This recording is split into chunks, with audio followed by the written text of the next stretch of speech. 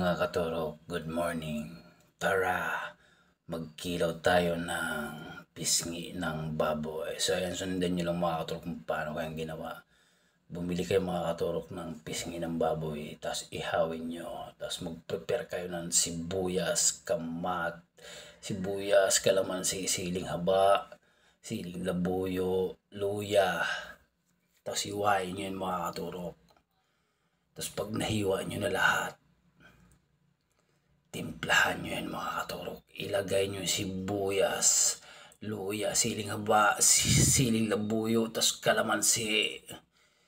Ipiga mo dyan yung kalamansi, tapos lagyan mo ng suka mga katurok.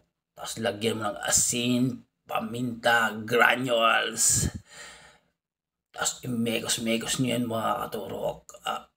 Sarap nito mga katurok. Tawagin mo na yung tropa. Tara! Tara mga katurok, kain tayo dito sa Daddy's ng crispy pata. Ayan mga katurok ko, napakasarap ng crispy pata dito. Lame! Napakasarap ito mga katurok. So ayan, sa mga gusto mag-order, PM lang po kayo. Napakasarap po ng crispy pata dito. Ayan o, mainit-init pa yan.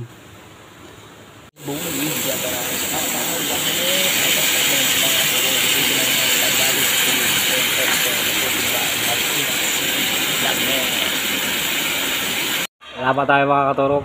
Ayan o, siling na baboy, puro buto. Lumala pa si katurok. Kunat eh.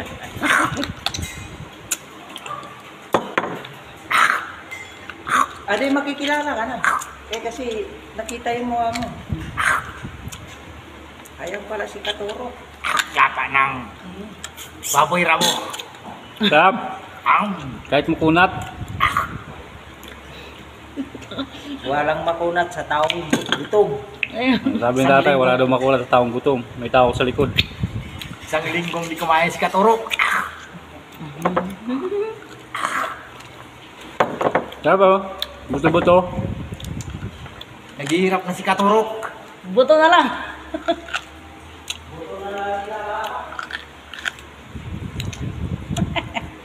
Lapa yan o.